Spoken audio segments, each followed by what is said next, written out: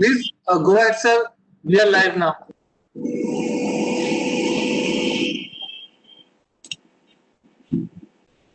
Okay.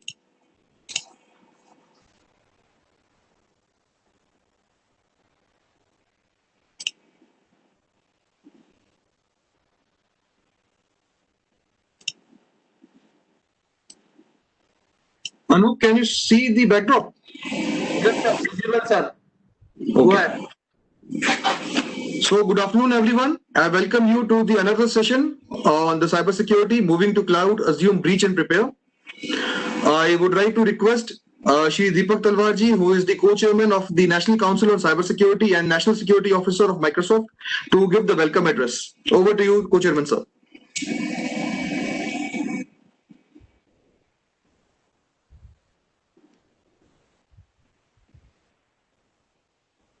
Over to you, Deepak Talwarji. Yes. Am I audible and visible to everyone? Audible, yes. Visible? Yes, sir. Visible, sir. Thank you. Thank you. A very, very warm welcome to everyone on the call joining remotely, and especially the distinguished leaders from government, partner community, our colleagues. Very warm welcome to Shri G. Naren Nath ji, Joint Secretary, National Security Council Secretariat. Himanshu Dubey from Quick Heal Director. Kuldeep Rana, Vice President, Head of Global Sales Secretariat. Welcome, Kuldeep. Welcome, Vidur, being our co-pal for several years from Ernst & Young, partner from Ernst & Young. Shri Rajesh Uppalji, a great member from the Executive Board of HRIT from Maruti Udyog. A warm welcome to Shiv Kumar, CISO BSc, Shubhajit from Dr. Reddy's Lab, Gaurav, if you're joining in, a digital officer, Shri Vasanji from Head ISG, Shri Arvind Shiv Kumar ji, I have been opportunistic for interacting with him several times from Group CIO Apollo Hospital. Sir, welcome to you. It's fortunate that you are here on the panel. Ramanand Jha, AVP Risk Management and Governance team. This is indeed a privilege to invite all of you. Rajesh Uppalji from Maruti Udyog, Subhajit from Dr. Reddy's Lab. We have our own dear friends from EY, Dr. Naren Nath from Secretariat of National Security, and the dear friends and colleagues on the call.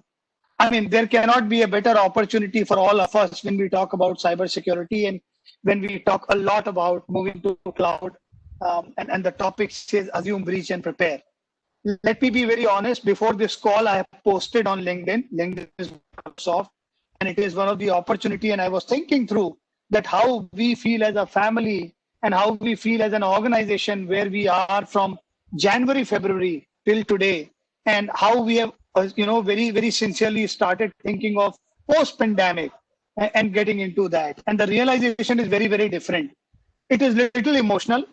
It is something like I get lured to be attacked by somebody saying there is a COVID vaccine, and my family says, hey, you know what, can you click on that so that we get the vaccine first? Similarly, any of the shopkeepers, any of the small players, any of the innocent group of people, or even in the largest enterprise, at the end of the day, they get lured by some inputs when it comes that you have a vaccine for COVID, and this can be applied. Now, on that time, I am not a security officer. On that time, I'm more worried about my family, and I try to find out what best I can do. Maybe one of the family members or extended family members are going through this COVID, so I wanted to save them. This is the real scenario, ladies and gentlemen, we are into right now. And 2020 has brought major disruptions to both physical and digital world. And these changes are also not evident in the cybercrime landscape. Certainly, there are types of attacks which we see in today's topic about data breach, but the type of tactics, the type of soft load skill, the type of emotional quotient have changed the mindset, the way we think of, right? We may take the word called work from home. We can say security and remote workforce. From the government perspective, we may talk about something called as nation state threat. It can be from the neighboring country. It can be from some of the concerns applications which are causing collecting data, privacy issues. But the reality is that wherever we are trying to connect and be savvy with the digital world. We cannot stop our transaction. We cannot stop buying things online or offline. We cannot be in the queue. And that's where cyber criminals are trying through phishing attack or identity and all. To sum it up, the way I see it from ASSOCHAM representing as a co-chairman, even from Microsoft, security, compliance, and identity, which is digital today. I carry two identity. One is the physical identity, and the second is the digital identity. I am actually 24 by 7 have to be resilient to something happens to my body. And similarly, something happens to my systems, whether it is consumer as a family or whether it is corporate as an organization, to be a largest company who are trying to be resilient. With that, I would like to open up for the session where we have distinguished panel guests all together from hospitality, from education community. We have owners from partners who have been developing the software and technologies and security so that we can be safeguarded together.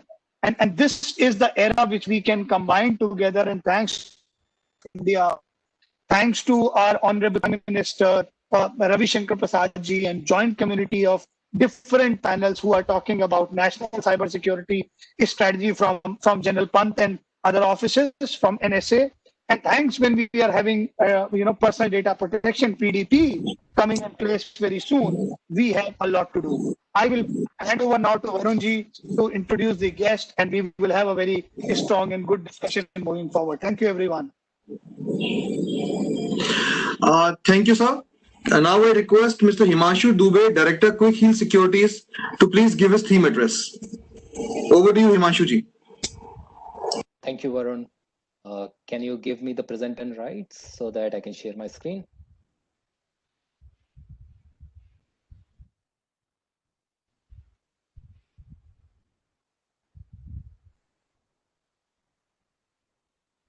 All right, I have the rights. Just give me a second.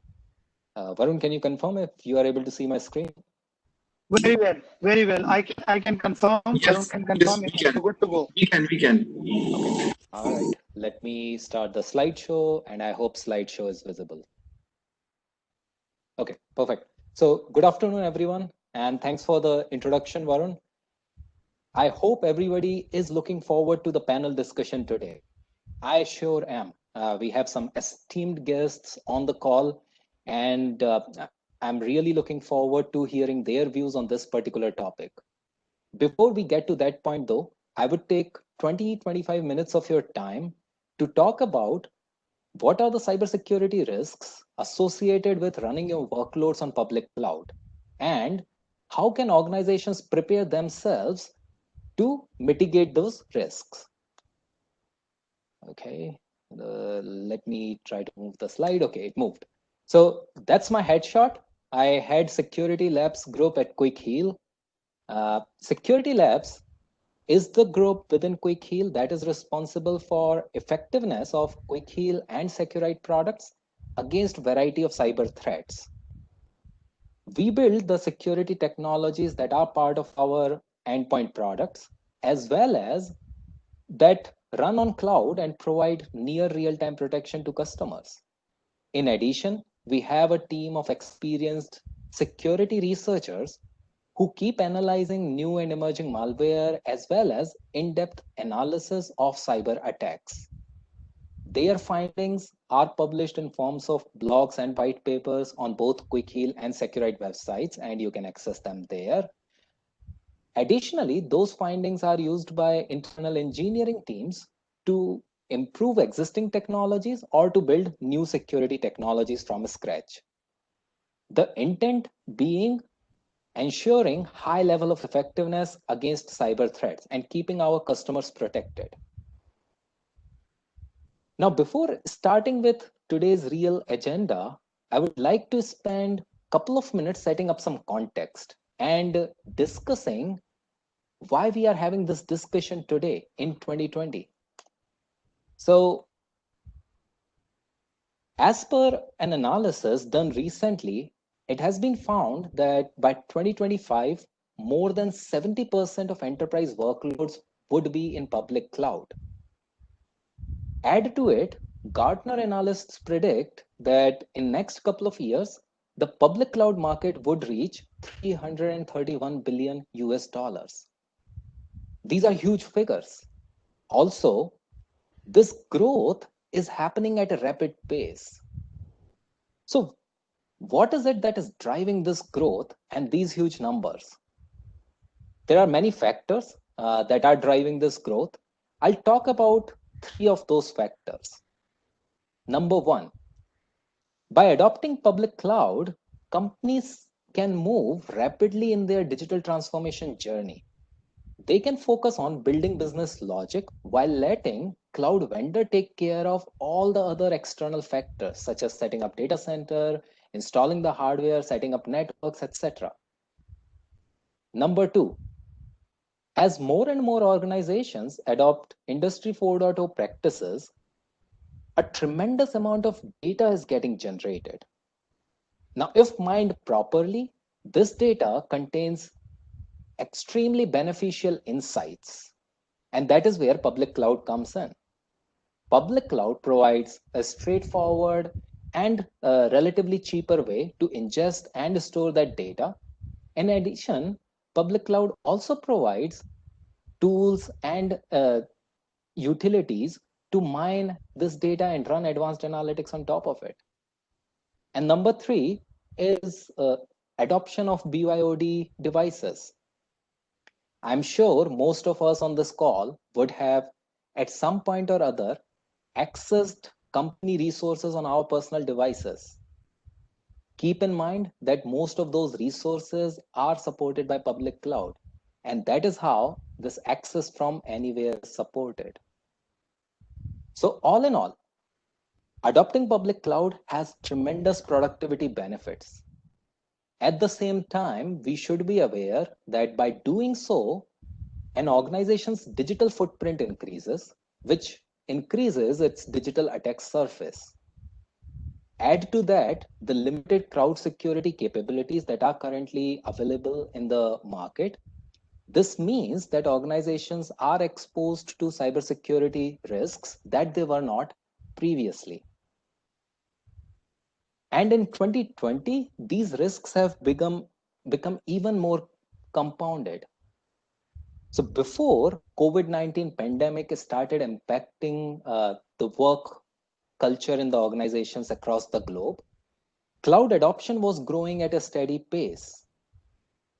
Once COVID-19 impacted and necessitated organizations to come up with ways to support remote working, the organizations had to speed up their digital transformation journey. And subsequently, the cloud adoption rate increased even further. As you can imagine, in this period, getting back to productivity was the topmost priority for organizations.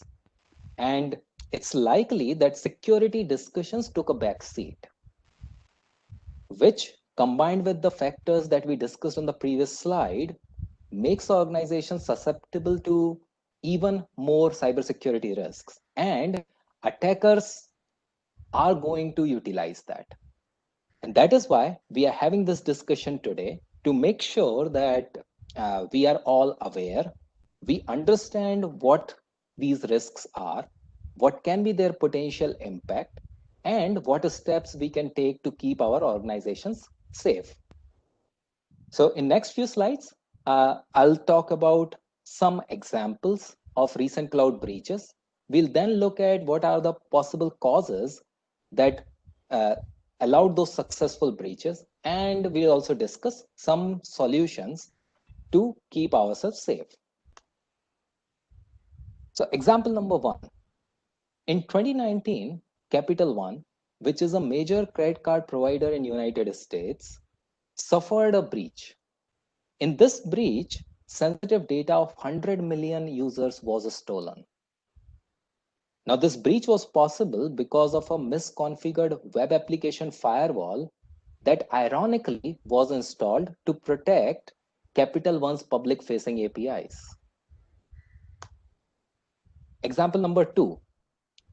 In this particular breach, sensitive biometric data of 28 million customers was exposed on a publicly accessible database, and this data was not encrypted. What makes this instance even more concerning is the fact that this particular biometric service was used by several critical organizations in UK. Example number 3. Microsoft suffered a breach towards end of 2019. In this case, Microsoft's customer support database, which contained sensitive information about the support cases that customers had logged with Microsoft, was exposed publicly on an unprotected database on Azure cloud. And again, the data was not encrypted. Final example. A UK-based consulting firm, which was responsible for doing background checks on individuals, left this sensitive data exposed on a publicly accessible AWS S3 bucket. And surprise, surprise, the data was not encrypted. So I'm sure you are getting that as a common theme. So hopefully these examples have served as an identification of the impact that cloud risks pose. Also keep in mind that organizations of all shapes and sizes are targeted by attackers. So it's not just the big players, but as you can see, very small consulting firms are also targeted by attackers.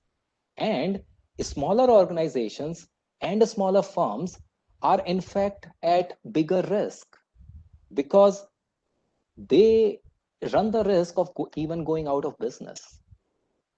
All right, so now we will look at what are the potential causes and what steps we can take to minimize the possibility of a successful cyber attack against our organization.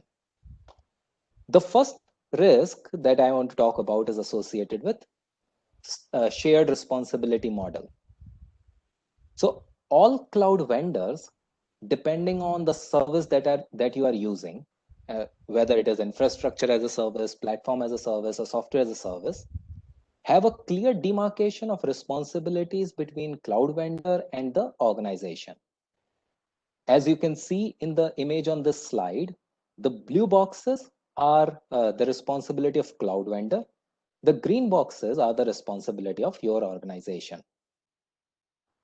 Sadly though, when organizations begin their cloud migration journey, a lot of times they mistakenly assume that once on cloud, everything becomes cloud vendor's responsibility.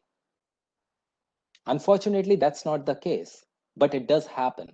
And subsequently, the organization's data and their critical assets are exposed to cyber risks, and cyber attackers take advantage of that.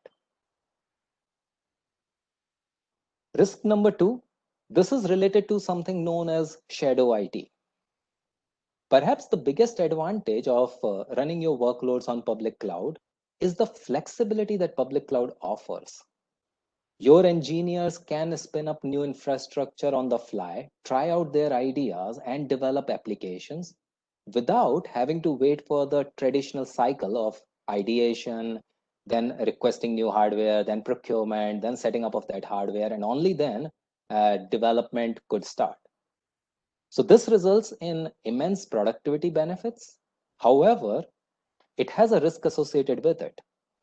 Applications created this way might go unnoticed by the organization's IT department and hence might not really be secure. In fact, Microsoft did an analysis in 2018 and they found that 61% of the cloud applications were invisible to organizations' IT departments. In the best case scenario, this would mean unexpected bills at the end of your billing cycle. In the worst case scenario though, an attacker might gain entry into your environment, steal your sensitive data, and perhaps run a ransomware and encrypt everything. Moving on. Risk number 3 deals with misconfigured policies. Now, these can be misconfigured access controls or misconfigured cloud storage. In early 2020, an analysis done by an independent vendor revealed that between 2018 and 2019, cloud breaches that were caused because of misconfigured policies ended up costing organizations close to 5 trillion US dollars. Take a moment to let that number, to look at that number, $5 trillion. Honestly, I don't even know how many zeros are there in 5 trillion. It's that big a number. So these risks are real, and the impact they have is immense. Risk number 4. This happens because of cloud's native feature of supporting access from anywhere. Cloud resources are accessible over internet, which is the basic premise of cloud computing. However, this deviates from the traditional organization design where there was a concept of trusted intranet and untrusted internet. And any communication request originating from outside the trusted intranet was automatically blocked. That kind of security philosophy no longer works in the cloud computing environment. So we talked about the risks till now. Let's now look at what are the steps that organizations can take to minimize these risks and keep the environment protected against cyber attacks. So first of all, and this one is obvious, start with understanding shared responsibility model. Be aware that on cloud, you are still responsible for certain pieces of the workloads that you run. Some pieces are definitely cloud vendors' responsibility, but there are certain pieces that are organizations' responsibility. So understand the shared responsibility model. Ensure that your engineering teams and IT and security teams who will be interacting with cloud, they understand the shared responsibility model well and use it to define your internal security practices and guidelines. Also consider investing in cloud security capability. It's highly likely that you already have security capabilities in your organization. They might be part of your IT department, and these would be the people who are securing your on-prem infrastructure. Train them and help them build cloud security capabilities. If you build that expertise in-house, then you can keep your environment relatively more secure. Next up is set up granular access control policies in your environment.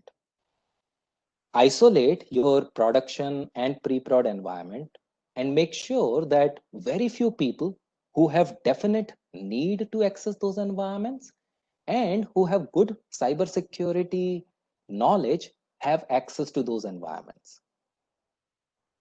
At the same time, in order to still be able to utilize the flexibility that public cloud provides, consider creating a playground environment for your engineers. And in the playground environment, engineers would still be able to spin up new environments, try out their ideas, and build applications. It's just that they will not have access to anything sensitive, no access to prod or your pre-prod environments. And all the data in your prod and pre-prod environment should be encrypted. I cannot stress enough on this part. Encryption is absolutely mandatory. Also consider creating secure templates. So most cloud providers now have mechanisms in which you can define templates to create your infrastructure. And these templates basically serve as a code. So when creating these templates, you can define your security policies beforehand.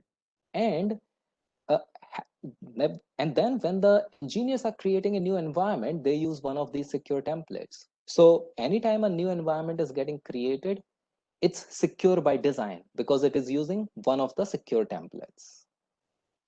Also, do regular automated audits of your entire environment. Look for open databases or any unencrypted data that might be residing in your environment. The next approach for protection is zero trust.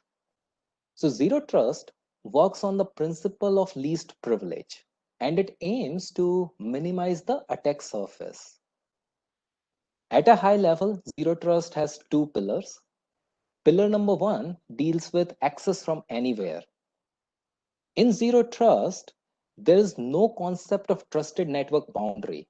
Instead, zero trust proposes that each and every connection request or access request to a particular resource is evaluated based on several parameters and not just limited to whether the user has the right credentials and she or he has access to this resource. It also utilizes several of the parameters such as location, the device, whether it is secure or not, etc. The second pillar within zero trust is granular access control. That is, build access controls at process to process level. So consider this scenario. Process 1 running on machine A on port X has access to process 2 running on machine B on port Y. No other process running on machine A would have access to anything on machine B. That way, you minimize the impact of an attacker gaining access to machine A somehow. So that is how, with these approaches, zero trust minimizes your attack surface and helps make your environment even more secure. Sorry. So till now, we have talked about the risks associated with cloud migration and some of the approaches that you can take to minimize the possibility of a successful cyber attack. The operative word here is minimizing the possibility. I'm sure you all would agree that 100% security is a myth. A motivated and a well-financed attacker can always find their way through your cyber defenses. But by having all of these controls in place and keeping your environment tight, you minimize that possibility. The intent of having all these security layers is, one, to protect you against 99.5 to 99.9% of the attacks. And for that 0.1% of the attack, you make it really, really expensive for the attacker to get through. So all of these security controls would help you minimize the possibility of a successful cyber attack. But even then, at some point, a cyber attack may happen. And that's where assume breach comes into picture. Assume breach is a philosophy which advocates preparing yourself in that eventuality. And the aim of assume breach is to minimize the impact of a successful cyber attack in your organization. So you accept that a breach may happen and then prepare accordingly. So assume breach is not a product, it's a philosophy, and there are some guidelines around assume breach. At high level, I have broken those guidelines into 6 steps. I'll quickly walk through those. Step number 1 is, and this is absolutely mandatory, even if you are not preparing for assume breach, you should be doing this. Understand your entire digital attack surface and then set up necessary security controls across the environment. As we discussed, make sure that your environment is well protected and you are safe against absolutely vast majority of the attacks, 99.5 to 99.9% of the attacks. Be aware though that too rigid security may start hampering with employee productivity. So try to find that balance between security controls and productivity, so that security is an enabler for productivity, and it doesn't hamper productivity. Once you have done this, move to step number 2. In this, identify your crucial assets and your sensitive data points, where all your sensitive data resides. Also, define a response plan in case this sensitive data is stolen or one of these crucial assets is breached. Then in steps 3 and 4, set up more rigid security controls around these assets. So here, some loss to productivity is acceptable. These are sensitive data stores. Also, very few people and applications should anyways have access to them. So having rigid security controls around these is okay. Encrypt the data and enable detailed logging of each and every activity that happens on these resources.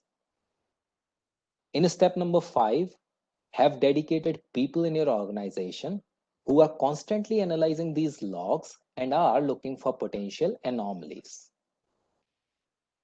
If they identify that an anomaly is indicative of a successful breach, move to step number 6, where you would respond as per the plan that you defined in step number 2. Doing all of this will help you minimize the impact of a successful cyber attack against your organization. So make sure you have necessary security to minimize the possibility of a successful cyber attack, and then prepare yourself well enough to minimize the impact of a successful cyber attack. With that, I move to final part of my presentation. I call it security is everybody's business. So here I propose that your employees of your organization can actually be your best defense. Consider giving them trainings, not just for compliance perspective, but trainings to educate and train them. Give them enough learning. Make sure that they understand the cyber risks and the pitfalls, and they are well prepared to take good cyber hygiene decisions. If you make them a partner in your cybersecurity journey, make them a partner in your organization security philosophy, your employees, who, by the way, are the most targeted entity by cyber attackers, they can actually become your best defense. And with that, I conclude my presentation. I thank you all for listening to me and joining today. Varun, back to you. Thank you, Mr. Dubey, for this insightful presentation. Now, can I request my co-chairman, Mr. Deepak Talwar? But leveraging MCS resources to do that discussion. Thank you. I hope I'm audible now. Yes, you are audible. Thank you. Thank you. I mean, this is tremendous, Manshu. Shared model, getting into something which is more to do with the zero trust model. A lot of people, it has been stabilized, not just me, but for the audience per se, that it's the two-pillar model of zero trust. Everyone on call, even recording, later on when we see together, zero trust is a strategy. It is not about any organization. Very rightly put by Manshu that how it has to be, and all of us as an organization, Microsoft, Amazon, Google, any of the large service providers, the shared responsibility model is not to share our load, but it is actually that for the enterprise, from corporate, from government, wherever there is a responsibility of data to be held by them, security to be held by them, is a due respect of what we wanted to, but at the same time take the ownership. And there are very, very peculiar points brought down, Himanshu, by you, very, very meticulous. Without taking much due and with respect of time, it is a privilege to introduce Vidur Gupta, partner EY. I was fortunate to work with him in my previous assignment at Ernst & Young. I have been meeting physically with Sri Naren Nath ji, with National Cyber Secretariat, how we can build the nation, and he has extended support even when part of Department of Telecom. And earlier, Naren sir, thank you so much for being part of it. Kuldeep Rana, an old friend who has been part of Securite, and earlier we have worked together at Symantec, and earlier. These all are the community which feels like this is the right time and until time to have a panelist discussion, moving forward. Thank you, Deval from Indus IND Bank, so Gaurav Kataria, Sai Life Finance, Thank you, Basant Paji. I saw you on call. I could not say hello to you earlier from ISG and data privacy from Tech Mahindra. Shri Arvindji, always being part of helping how the the best of the top educationist in terms of looking into that the hospitality and Apollo hospitals and other groups who have been majorly impacted by cyber attacks or any of the organizations being education, critical infrastructure, the community of hospitality and hospitals have been into the concerns. Rajesh Uppalji, a veteran and been our mentors for several decades now from Maruti Udyog. C. Ramananja from AVP Risk Management Governance from Havels India, and Shiv Kumar Pandey, CISO BSc. A very, very warm welcome to you. I would not take even a minute to hear from you all and hand over to Vidur for taking over the session and learning from all of them. Thank you, everyone. Sure. Very warm good afternoon, everyone. And I realized there is some challenge. I was just trying to play around with the background, but it seems the entire screen is blurred. Even I am blurred. So maybe when I request other panelists to speak, I will figure out why am I so hazy. But thank you very much. Vidur, do you want to stop the video because this is absolutely blurred? May look different, and after some time we can absolutely that. Thank you, Vidur. Sure, I was seeing it, so thank you for that. No, absolutely. Thanks a lot, Deepak, Varun, and wonderful to have such a learned and esteemed panel here. I must appreciate ASSOCHAM for picking up such an important topic and session around cloud migration and cybersecurity. I guess all of us do understand that the rapid adoption of new technology has its own set of challenges, disruptions. We've been talking in the earlier session as well. Himanshu also did touch that. Most of us do understand the benefits of technology, but at the same time, we also need to be equipped with understanding what are the associated risks and measures around it, kind of a thing. And I personally feel that all of us who are information security professionals, especially have this opportunity to become virtually like agents of change, to ensure that while the business is getting enabled by these technology, but we should also play a role of how these elements would be taken care of. In fact, I also wanted to mention that ASSOCHAM and EY recently published a thought leadership around the next normal in cybersecurity, and we did deliberate on 3-4 of such domains like 5G, operational technology, data privacy, and even cloud. So, I think it was fairly obvious from the report as well as from various industry leaders that we hear that while cloud technology is a critical enabler, but at the same time, while we leverage it for automation or robotics, but at the same time, the cybersec principles cannot be exactly same as for a cloud native thing vis-a-vis a traditional on-premise security solutions.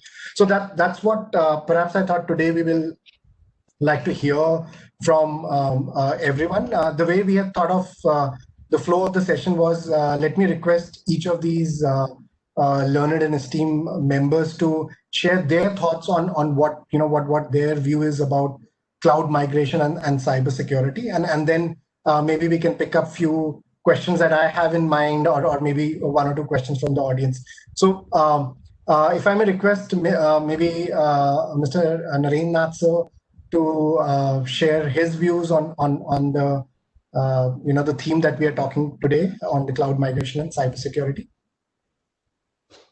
Yeah. Well, thank you very much for accommodating me as a first speaker. Sorry, there's suddenly something that's come up because of which I'll have to leave at 4 o'clock for the other meeting. So I request that I may come on forward. Actually, I was looking forward to engaging with all of you, and because looking at the panel and the the wide variety of experience that they all have, it is a good learning experience for people to get to know from people who have hands-on, who have actually hands-on handled events, incidents, and then done technology and operations. But yeah, for the time I'm here, I'll be there, and I'll just share a few thoughts from the office here. Cloud has been there quite some time, and it's matured to a large extent, and we have got really good, solid players who provide good quality cloud services.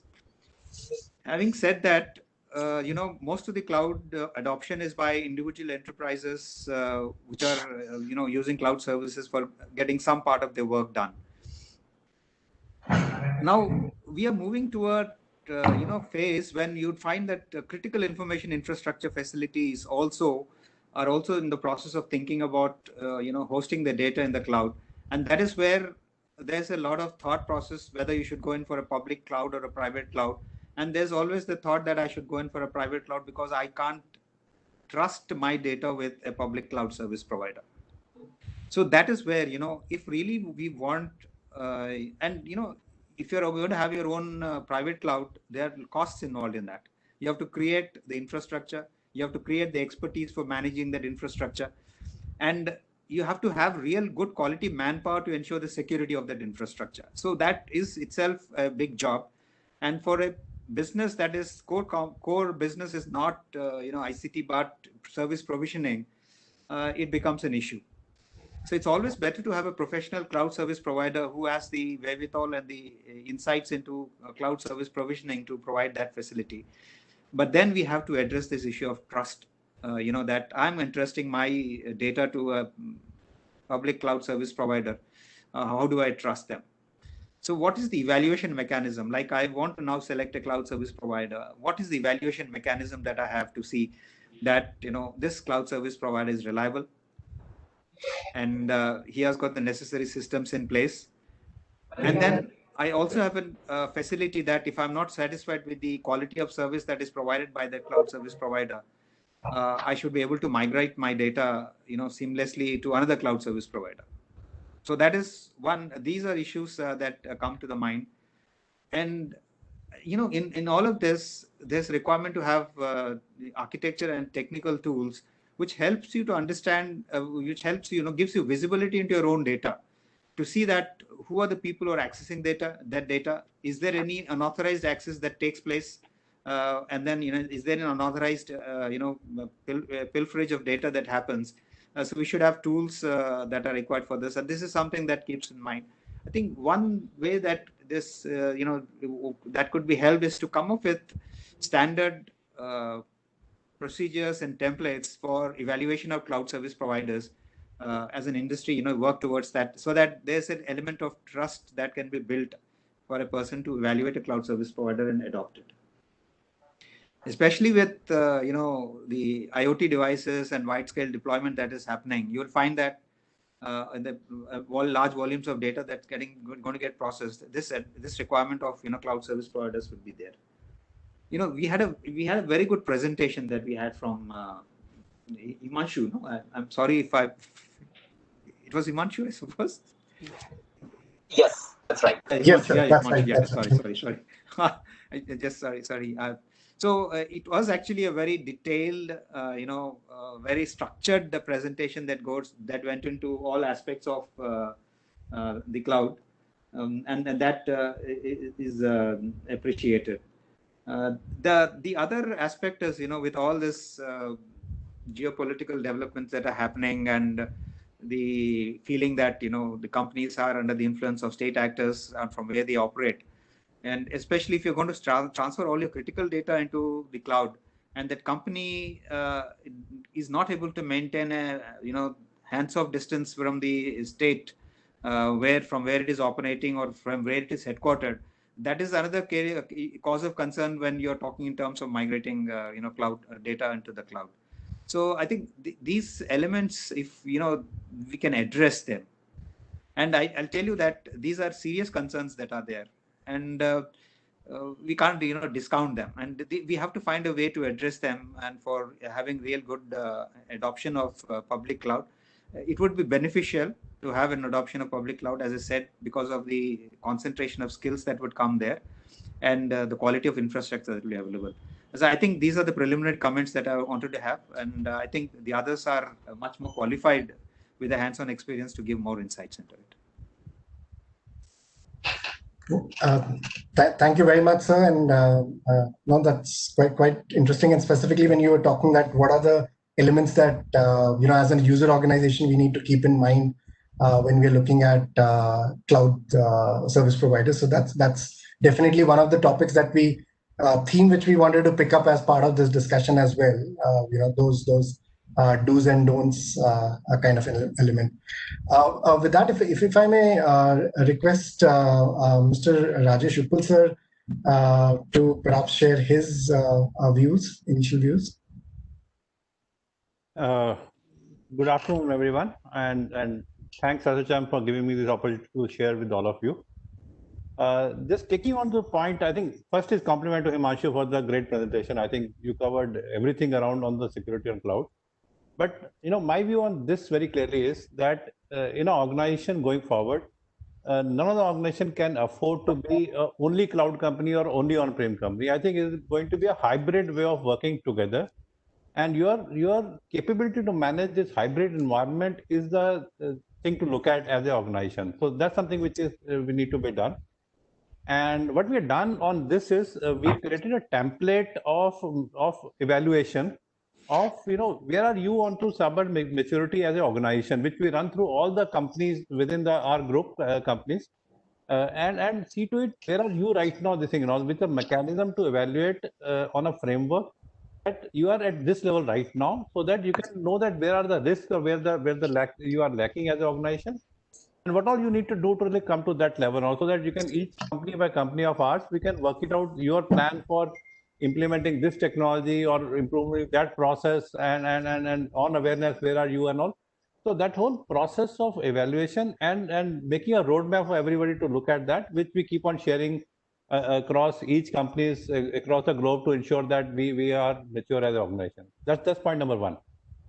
Point number two is, and picking up onto the point which I think which Himanshu said, we as an organization also do one more thing. See, I divide this whole cloud journey into three parts. First part is as a company, where are you working on a technology part to ensure that how much prevention you can do and all. Somebody said 99.9% and all. But where are you investing onto various threats you have and all, and on prevention side, where are you right now, and what you implemented? That's the one part. Second big implementation part, what we work on is the monitoring part. While this is we have all prevention system working on, is your monitoring 24/7, monitoring the SOC environment, all incident management with respect to that, are that working fine and all, and you're reviewing everything happening there, including your vulnerable testing and so on and so forth, whether it's on cloud or non-cloud, getting that phase in place. And third phase of the whole security journey is, are you prepared to recover if case something God forbid happen and all. So on the three areas in my review, I normally make sure that we are fairly matured in these three areas of working, and ensure that as an organization we are ready to you are ready to manage our whole cyber security framework in a hybrid environment, which makes sure that there's a visibility around all the compute loads, visibility around the capacity, and also the vulnerability around all these places. While doing so, I think as Himanshu said earlier, employee is the highest level of vulnerability we have. So in how do we work on to ensure that everybody is sensitized on this and all? Now one issue is regular communication. Second is the phishing testing, which I think is again a very regular process to ensure that where are you are vulnerable, with whom employee you are vulnerable, and then giving them one-on-one training on, see here you faltered around and all, to ensure that everybody is sensitive to the cybersecurity footprint in the company and all the vulnerability you're managing for employee, because that's the one most critical things and all. And despite not doing so, we have found incidents where people still compromise their identity to unknown people around, and which could be a very dangerous for the organization to look at that. But I think time and again repeated, even taking a pledge from each one of the employees on you will how you'll be behaving in the cyber environment. I think all incentivizing and detrimental kind of policies to ensure that each and every employee honors the whole responsibility have to be cyber mature. So I think working on all the three areas and keeping employees as across everybody is the way to go, what we have been doing in Maruti Suzuki. So that's all from my side. We'll come back again. Thanks, Varun. Sure. Thank you very much, sir. And I really like in between you also touched on the recover part. Personally, in my experience, I've seen a lot of us, and I'm including that each one of us tend to feel that if I've moved on to the cloud, perhaps that's some part which I just don't need to focus or sometimes factor in kind of a thing. So I'm glad, sir, you touched on that as well. If I may request Mr. Arvind from Apollo to maybe share his views on this topic.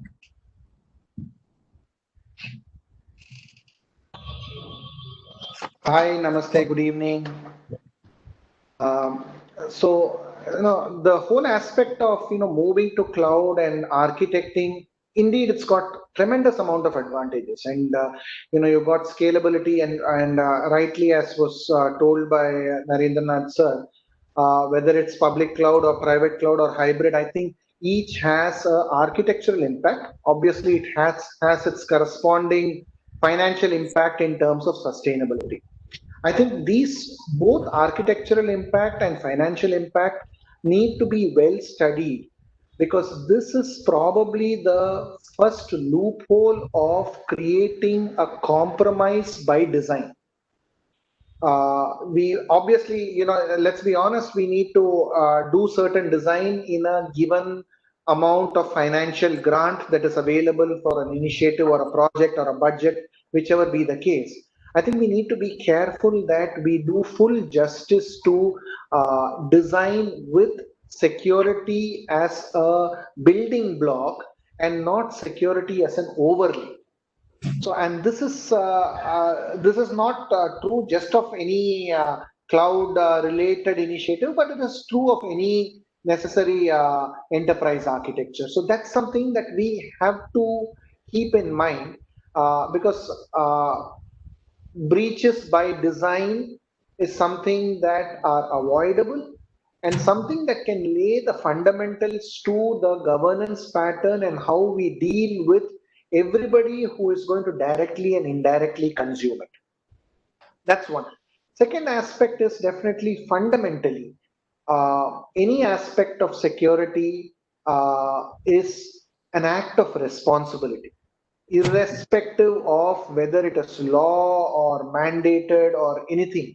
It's an act of responsibility that we are dealing with information of a person, and it needs to be done that way.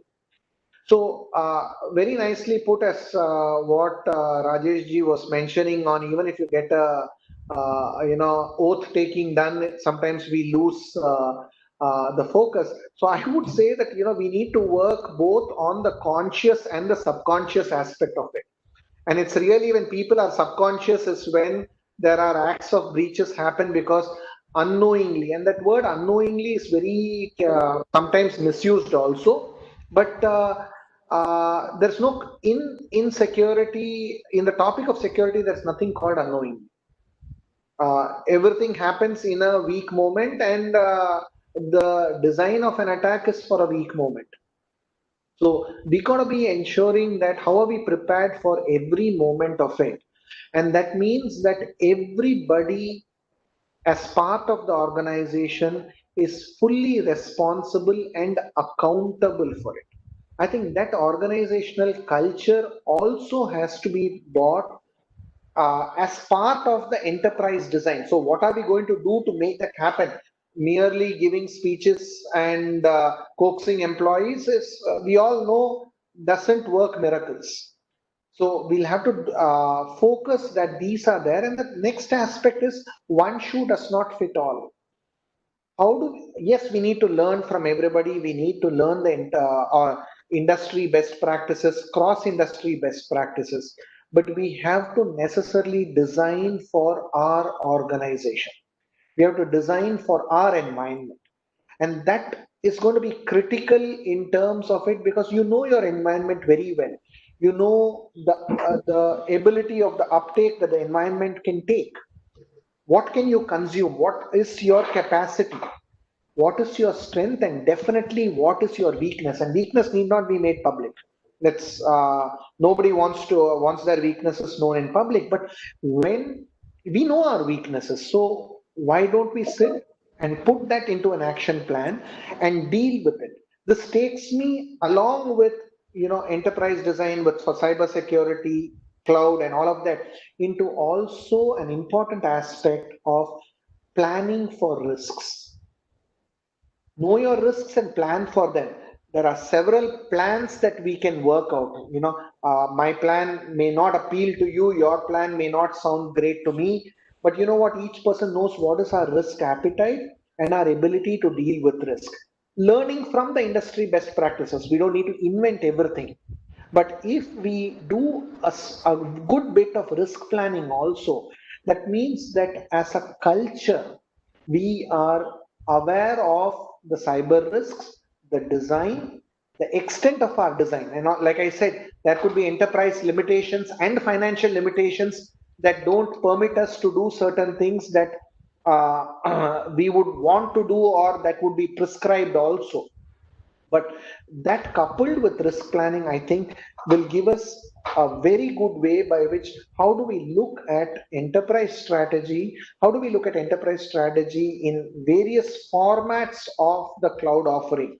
Uh, um, Keeping well in mind that businesses need to be agile, businesses need to be moving faster and expanding faster, and businesses need to be extremely cost aware so that the overall exchequer impact is on the right side. I'm not going to say it's low or high, but it has to be on the right side so that we do justice to what we've set out as an organization mission, and not just the organization mission, but the commitment to our stakeholders, our own employees and members of our teams, and definitely to whom we touch directly or indirectly as part of our service, because sometimes they are adversely impacted, like some of the risks, meaning breaches that Himanshu was mentioning, was the customer is unwittingly impacted by it. How do we help them? Because he's trusted us with this information. So I think we need to put all of this into perspective.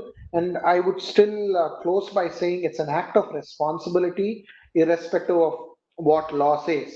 And we need to execute that act of responsibility. Over to you, Varun. Thanks, Mr. Arvind. That was interesting, and especially the conscious unconscious part. That's yes. I think back of the mind, each one of us need to be aware of the actions that we are doing. If I may request Mr. Vasant from TechM to share his views. Yeah, thank you, Vidar. Thank you, ASSOCHAM, for organizing this cloud security and like addressing the privacy breach seminar, which is, I think, a lot of participants are there, and good evening to everyone. Um, we are discussing the migration to cloud as well as the possible privacy breach and how to handle that. So I think in security, if we are the more prepared we are, the better we can handle any breach. Actually, I would say. So that is the important thing. And then Himanshu was mentioning about the people part. Actually, I would just like to add to that people part. You definitely, we as a Tech Mahindra in organization, we do carry out simulation exercises, simulation of internal checks as well as external checks for any breaches which are possibly likely to happen. Our own certified ethical hackers do carry out the internal checks as well as external checks as well as people checks. People simulation checks is the most important. How do the people work as alert and vigilant person to handle the risk in the cloud environment if there is any breach, if there is a simulation? How do they handle? How do they report? And basically, they actually people prepared and ready for that. So that this is the most important part. I think a lot of organization may leave out. The phishing drills and phishing tests are important, but the simulation checks, simulation tests are also very important as far as keeping the people as a control, like no, so that they're vigilant and exercise these controls as far as any likely breach which can be prevented. So. Like many of the organization, Tech Mahindra is also focusing only on processes and technology apart from people. If the three of these pillars of controls, if they are handled and protected, the risk can be minimized and then handled in a acceptable manner, I would say. So the migration to cloud is, I think, is a given thing for many of the organization to take the advantages of the economy and the scale and the demand and the supply. All those things are, I think, possible in the cloud environment. And then partnering with the cloud service provider, be it in the public cloud or the private cloud, depending on the sensitivity of the data and the organizational mandate and the regulatory requirement.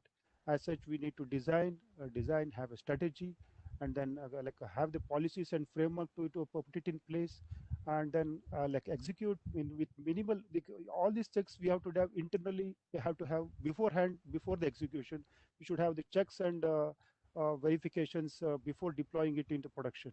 And then once we are production, I think monitoring through the SIEM and the monitoring on the cloud on a continuous basis, on 24/7 basis, and then catching the vulnerabilities and monitoring before any hacker comes to that point. So this is very important. Analyzing the logs and then alerting and then addressing those on a continuous basis. And then I think, as Himanshu mentioned, that definitely we should have an incident response team, a separate team who handle in case to minimize the impact of the breach in case if it happens. But to prevent the entire breach is the entire like the job of the security and the privacy team, so that this secure and privacy of the data is ensured at all costs. Be it a small organization or a medium-sized organization or any large organization, standards do play a very important role. The standards like NIST cybersecurity framework, NIST cloud framework, as well as we have Cloud Security Alliance framework, Cloud Security Alliance checklists, CSA Alliance, and then FedRAMP, as well as I think ISO also has come up with the new standards for data in the public cloud. I don't know any of I think a lot of organizations are adopting this ISO 27701, which is privacy compliance, as well as ISO 27018, which is data protection in the cloud environment, public cloud environment. So these are the new standards which have come up, so that they have, I think Tech Mahindra has adopted to this and compliant to this. Many of the organizations can have this adoption to this set of standards, so that we improvise, mature, and then carry on the business of moving to cloud and to avoid these breaches. So this is a model actually we have to have. The organization must adopt the best practices in the industry, the people, processes, and the technology. The technology is also important depending on the budget and depending on the availability. The cutting edge technologies at the endpoint as well as at the container cloud level.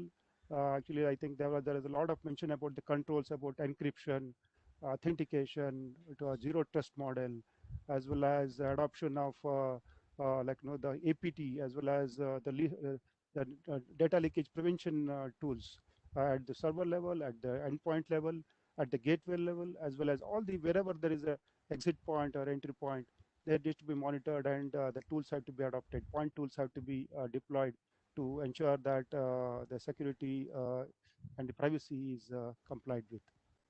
So we should have a holistic model to deploy from end to end. This is the only way you can mitigate the risk and then adopt it. It may be a journey. Sometimes it may be crossing to quarters and a few years, but we should be on a roadmap to develop it and then adopt that framework, adopt that roadmap going further to embrace the cloud security and holistically. We should have, and we should adapt. That is I think we advise a lot of our customers also on the same track, and then they adopt it, and then we work as a partner to the customers to adopt this technology securely and to ensure the data protection breach never happens. Thank you, Vidar. Sure. Thanks, Mr. Vasantan. And yes, quite interesting to know that as each organization has its thought process, and the TechM is adopting these international standards. I know there are a lot of mixed views about adopting international standards and getting certification, but at least I personally believe, being in this domain, that it's a very good way to benchmark your own self, your own organization, where you are, that are we adhering to those? And more importantly is that because most of these standards have a push or a mechanism on a continued basis, sustained basis. So that also gives you an opportunity to sustain that rhythm or momentum which is going on. Thank you. With that, if I may request Mr. Gaurav from SciLife to share his views on the cloud migration and cybersecurity as a theme. Sure. Thanks, Vidur.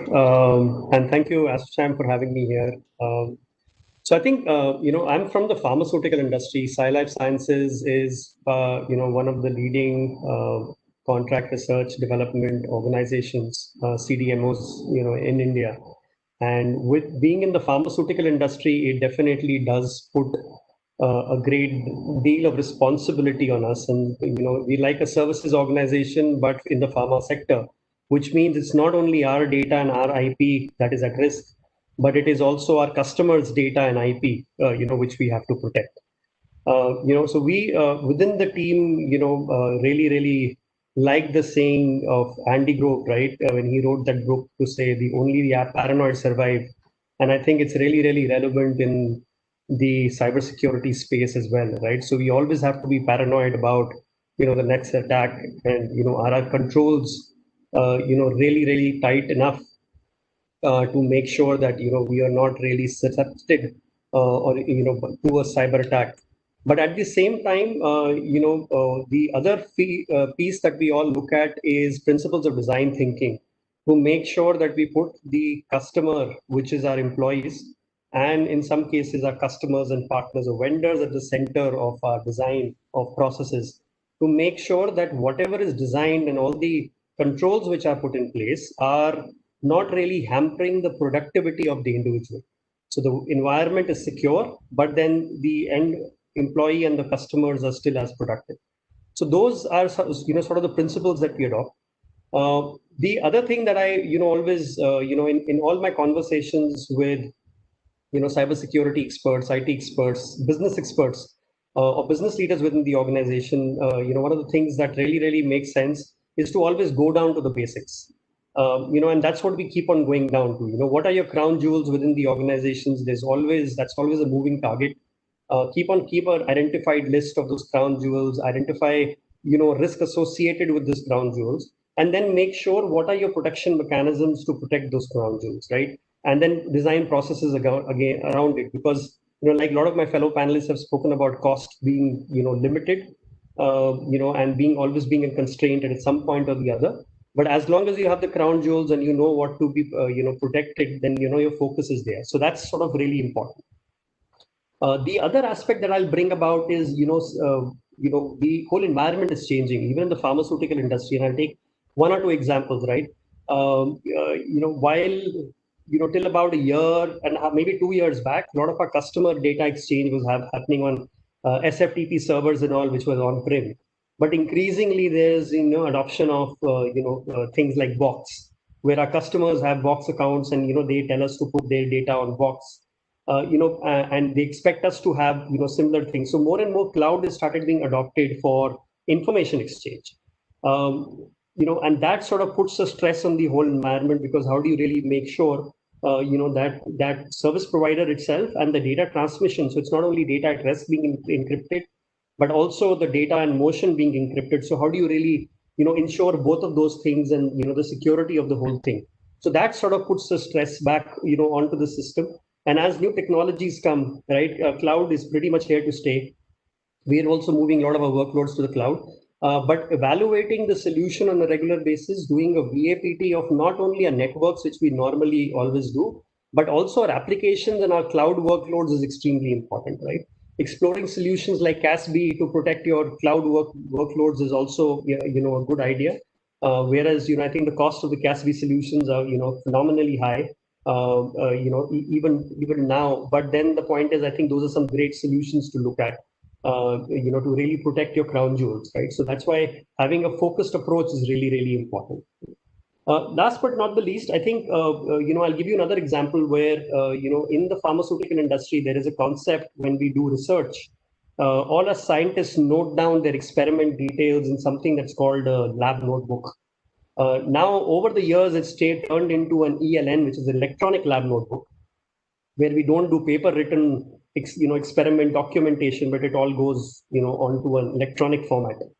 There are so many companies today who are pushing all of that data onto the cloud, and their cloud, hosted solutions available from an ELN perspective. And the industry is actually, the overall pharmaceutical industry globally is moving towards adopting a lot of those, ELNs. So there is definitely a lot of trust on the cloud. It's the good part is that, there are mechanisms to prevent, data loss and ensure data integrity. Because also as part of pharma, we are governed by the CFR 21 Part 11 compliance, which the FDA puts on us. And keeping all of those things in mind, a lot of the service providers has come forward and made sure that their solutions are compliant, and their audits can be done at any point of time. They contain, they maintain the regular, the SOC 1 and SOC 2 compliance from a cloud workload perspective.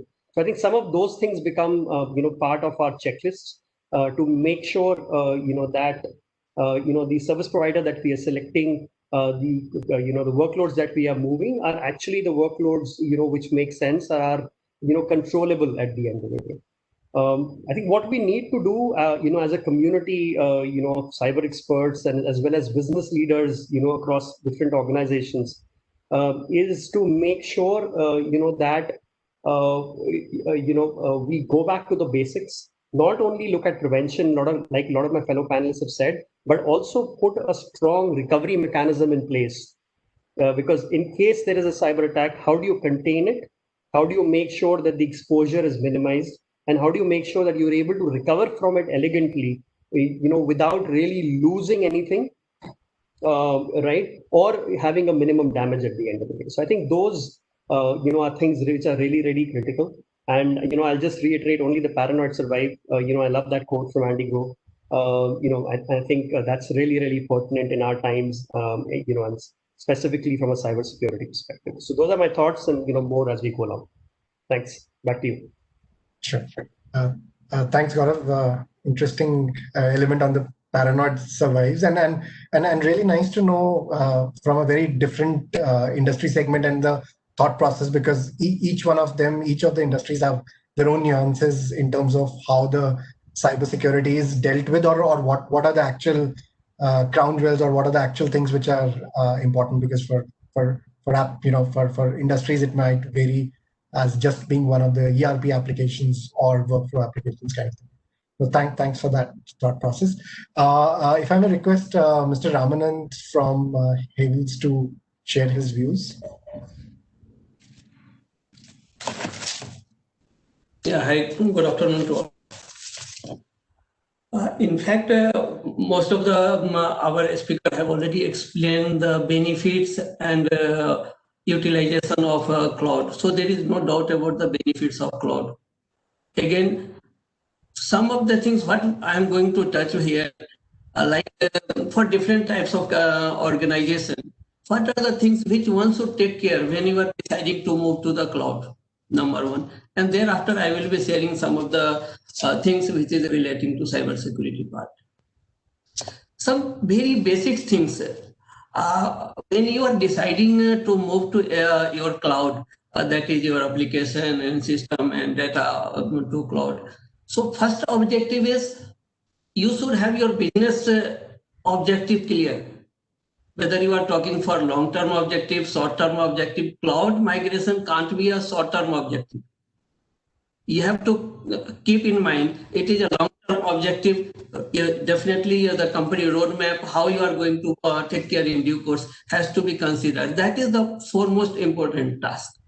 Secondly, what happens sometimes when we do for cloud this migration, we go for the cost benefit analysis. There also you see, sometimes you see piecemeal cost, we start comparing the people, cost of this much things will be lesser than the total cost whatever is being offered by the cloud vendors. You have to consider also the same in holistic way. That is for the whole organization throughout the year, 24/7, when you are going to take, how things are, how much it is going to cost you. Another part is as is process. We need to go ahead with our as is process. In as is, what is the as is process? Similarly, as is your infra applications. So whether your existing legacy or infra app, whether they are compatible with the cloud or not, because normally you see cloud is with the latest technology, that is a new generation technology. So these homework you have to make sure your legacy infrastructure, your app, other things are compatible to move for the cloud migration. Similarly, if you are using like third-party software and some applications, you have to discuss with them. Again, you have to see its compatibility, their readiness, and all those things. So after doing this, another key important aspect, what I understand or what we take care, like you must train your team members who are going to take care of those things. It will facilitate you for a smooth migration of the cloud. At the same time, the actual benefit, that is optimum benefit of the cloud migration, you can get only from the trained people. Secondly, cyber security and cyber cloud migration. These things are also the need the passion of your team, because irrespective of other things, you cannot define all the rules. Every day you will find, just I have seen earlier also, like any Microsoft, if their account are getting compromised and Twitter accounts are getting compromised, what to talk of others. So nobody can define all the rules at the same time. So that keep evolving. So similarly, your team has to be passionate with respect to this. Yes, it has to be completely resourceful, like we do. Though we are not a technology company, but we always prefer, we are advanced in technology. And without support of top management, no organization can afford to do the things. So training and skill development, that is re-skilling of your team is extremely important. Thereafter, again, you need to revisit your company policy, standard operating procedures. Just before said, we have to do self-benchmarking also. Like it is always good to have like a certification like ISO 27001 or not. It's not necessarily it is applicable to you and you need to do because of some compulsion. Without compulsion also you can do it. So if you take care of these basic things, it will help you, number one, to a smooth transition of for the cloud migration. At the same time, you can get optimum benefits. Cloud is not only for the cyber security and the rental putting the things. You can use it for your business intelligence, artificial intelligence things, which is useful for your operational management, for your management, for decision making. So it is useful in all the way you for your organization needs.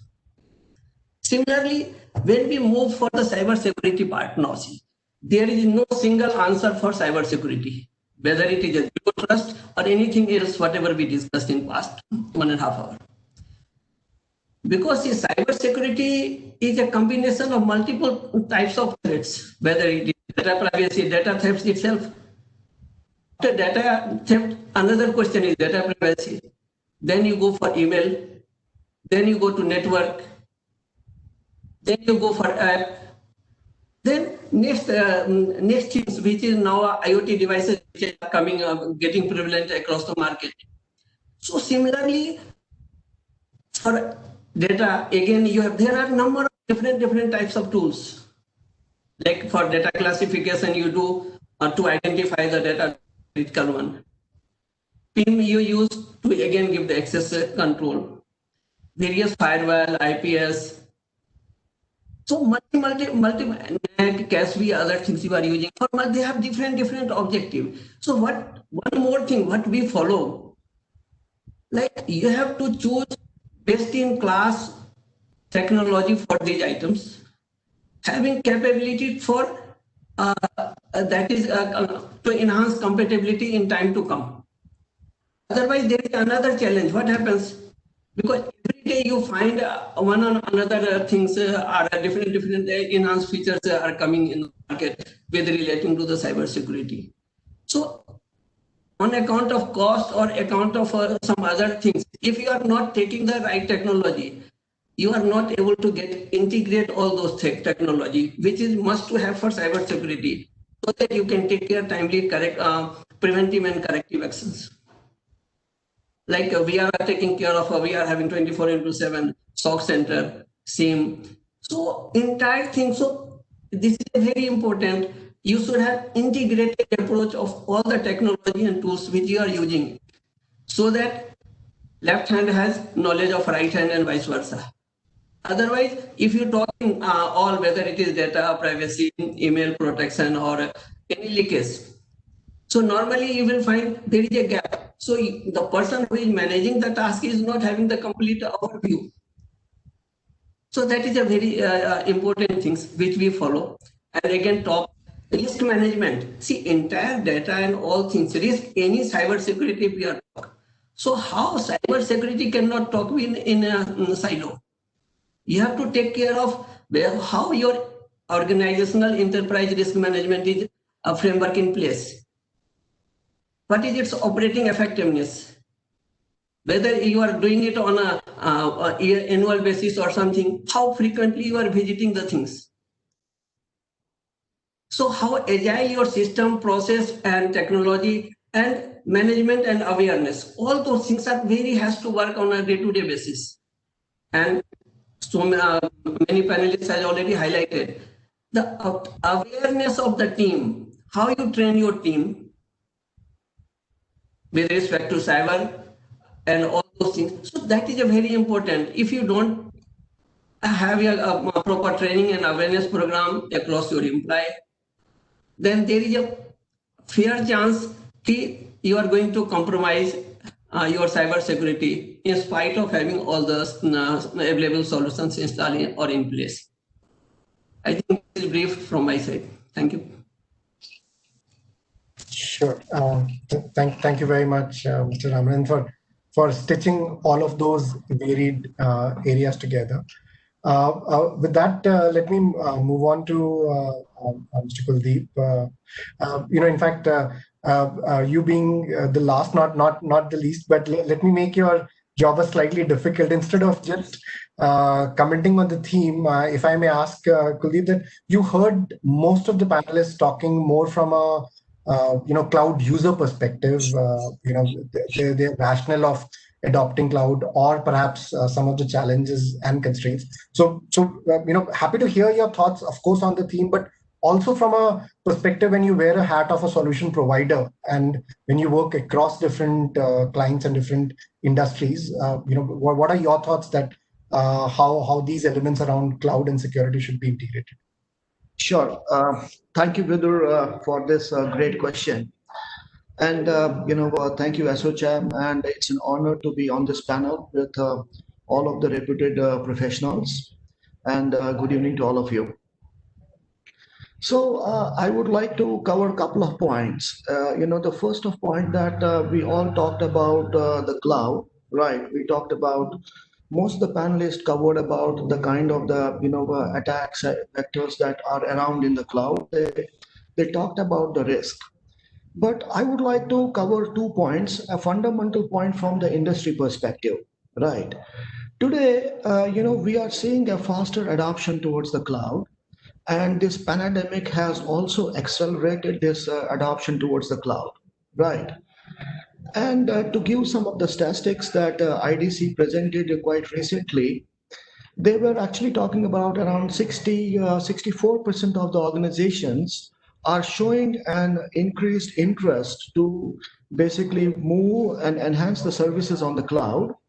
On the contrary, 54% of the organizations are basically expecting, their enhancements to go onto the cloud from the software perspective, right? And I think all of this is happening because to support the normal, the new normal that we are attaining towards. The second point that I would like to see, today when we spoke about, most of the panelists talked about the businesses that are rapidly migrating to the cloud has to deal with a lot of difficulty in terms of the data breaches, right? Complicity into the compliances, right?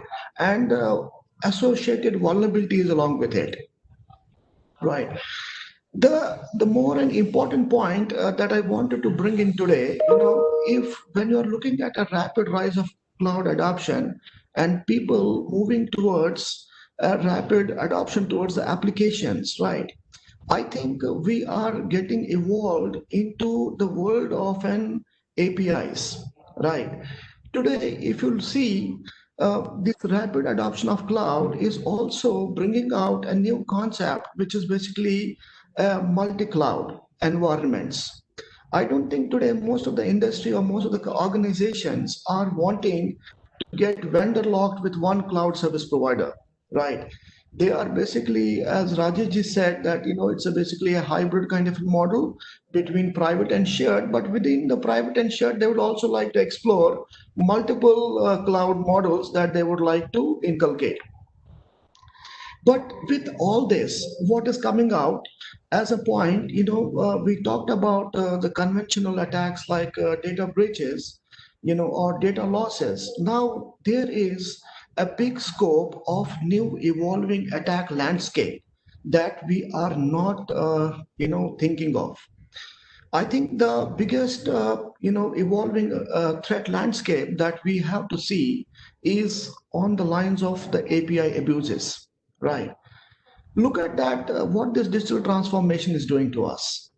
Today, even if to seek our normal, right, we have to order food, we just go onto any of the, mobile applications. We need to order a taxi, we go onto the mobile applications. So other than into the enterprises, when they are actually going on into multiple services because of the business agilities, right, and they have to cover different platforms. So different applications are coming into origination, and those multiple applications are actually giving and evolving birth to a lot of APIs around us. And I wanted to bring your thought and attention towards the world around us is actually going to be an API exposed world, right? And formally 2021, 2022 onwards, I see this world is not only going to be a multi-cloud environment world, but it is going to be an explosive in terms of the API. And with this kind of an explosion, I foresee that there would be an explosion into the API abuses. Right. So the fundamental thought that I wanted to bring towards the jury today, it's basically, the conventional attacks, still we have some answers to them, because from conventional attacks, right, we know a lot of best practices. We know, data has to be encrypted. We, build a zero trust to address the compliances. We understand that before shifting out to the cloud, we have to basically ensure all systems are very well patched. We also understand that there is a shared set of responsibilities between a cloud service provider and the organization. And we adhere to build a cybersecurity approach by using next generation firewalls, using encryption, using antiviruses, all set of endpoint security. And to a larger extent, we come on in actually, closing the gaps that we see. But on the evolving side of it, I think, the industry and today our thoughts are going as that how we are going to build an security which actually can protect from those API abuses, right? And I'm pretty sure, because the cyber criminals, the next step would be as how to basically take over those APIs, and those APIs would be a good front door entry for them to get into those cloud environments. Now, today, when we are talking about the zero trust, and we're talking about, how do we address the common risks? So we are actually coming down to a point of maturity in terms of bringing a lot of technologies around it, like micro segmentation. I heard some of my panelist friends were talking about that. How do we segregate the environments when we are into the shared tenancy mode, right? So environment segregations are quite possible by, micro segmenting, and then, along with the micro segmentation, we can go up to the nano segmentation also to build an application centric visibility and building a policy engine to segregate the application connections to the crown jewels or databases or the most valuable assets, right? And on the API side, today what we're addressing is, it's going to be a high end of hacktivism towards top 10 OWASP attacks or top 20 OWASP attacks, because I think one of the fundamental point is that we are lacking out in the visibility of those APIs. So coming back to your question, what we are doing as an industry, so probably we are coming down to a level of maturing the technology around the conventional attacks on the zero trust platforms, and we have a lot of maturity on encryption side of it. We have a lot of maturity on data loss prevention side of it, right? And as an industry, we are trying to basically build an innovation around putting forward an API security, so that I see that is the biggest gap, and it's a highly sensitizing gap, right, that we need to cover. And that is going to be one of the common paradigms to build a defending strategy towards most modernized and sophisticated attacks for the modern organizations. That's my views. Thank you. Sure. Thanks, Kuldeep, and thanks for sharing that element from an industry perspective. I know many of our panelists can relate to those elements which you talked about. But let me use now this opportunity to throw a question to the esteemed panelist here, and I'm not directing it to someone specific, but happy to hear thoughts. What I predominantly wanted to know, we did touch on what are the key areas that we need to keep in mind when we are looking at migration, or when we start evaluating some of the cloud service provider. But many of the user organizations, I do understand, have already been on cloud, have covered fair bit of journey. So in your experience, once you have migrated, once you have, if I may use the word, settled down kind of a thing, what are those 2 or 3 key information security and cyber security elements that you do constantly need to still focus? And you can't just say that, okay, now I am on cloud, it's my CSP's headache, or it's somebody else's baby kind of a thing. So what, as a user organization, and we have representation from varied industries, happy to hear that thought. Which are those 2 or 3 key things that you still believe are something which you would like to continue focusing, even after your comfort journey which you have reached on cloud? Vidur, if I may go first. I just, first and foremost, I think there's nothing like thinking that I've gone on cloud and got the warranty guarantee card. It doesn't exist. So we can't let off our guard at any point in time. See, we have to understand that cloud is a format of infrastructural planning or software as a service planning or a platform planning, whichever avatar of it we take, and whichever breed of cloud we take, public, private, hybrid, whichever. I think it's a sort of a convenience on our platform delivery, solution delivery, if I may call it. By no means that it takes away or adds any complexity to the whole cyber security regime. So I would say that we need to do all the things that we should be doing, that we thought we are doing in one format, that we stick. So nothing goes to retirement if you move to cloud. We probably have to ensure that we reformat some of our checklists and activities that we do, like what Vasant was mentioning in terms of the various ISO certifications that are applicable and the nature of applicability. I think we just need to reorient ourselves to the nature of applicability of each of the guidelines. But nothing goes for a holiday and nothing is taken for granted. Yeah. If you allow what Arvind said, in addition to this, whatever he said, as it is stand, use of latest technology, because cyber security cannot be prevented manually. That is the most important.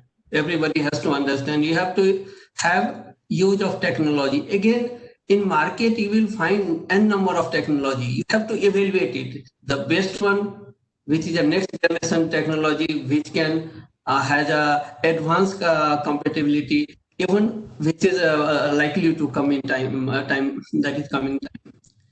And another one is your team awareness of and training of your team members.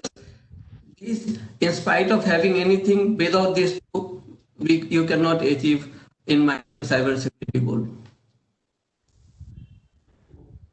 Okay, sure. I think Arvind has covered the basic issue on that and all. I think somewhere Himanshu said, you have to have a very fine balance between the user convenience or user, experience and the cyber security.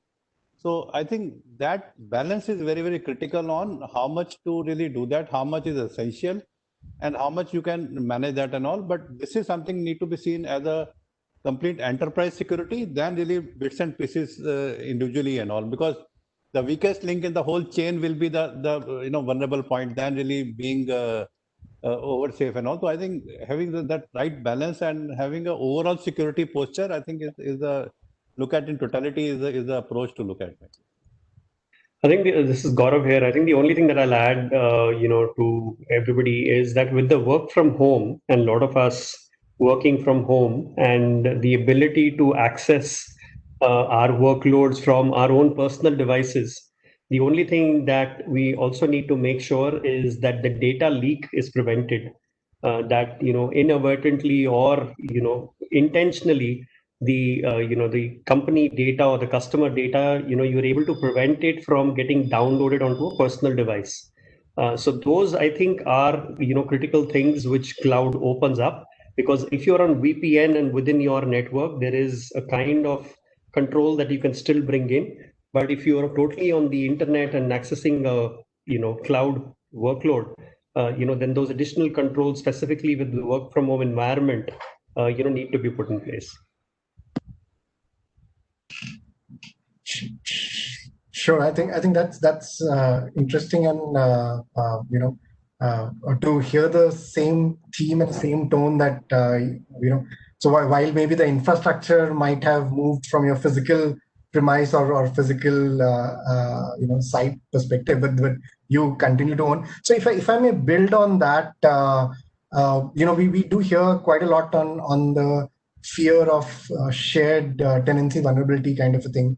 If some of you who have been been on cloud for some time, just generally that thought that how do you tackle that fear, if I may call it, or the psychological thought process around it? So this is Gaurav. I think I'll probably go first on this, since I was already continuing from the previous one.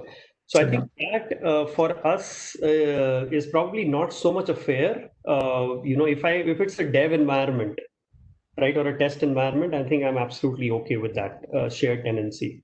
But as soon as I'm looking at customer data or my IP or my experiment data going on to cloud, there is a definite no, even from a customer confidence perspective, when we work with some of the large big pharmas globally, you cannot have it on a shared tenant. It was the same case in my previous experience, my previous organization, where I used to be part of the aerospace and defense vertical, looking at that. And it was the same regime there, that the shared tenancy and absolutely no. So either you go onto a private cloud or you go into a dedicated, tenant within the public cloud. Because shared tenancy, cannot, because I'm working with competition in that case as a service provider. So that, IP protection becomes really, really critical from a customer standpoint.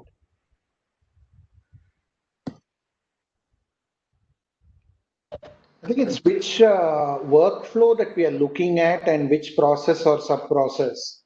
Sometimes, we may have convenience of shared tenant for certain aspects that are not into, where you will be infringing on either competition or intellectual property, or some core, compliance aspects that are required.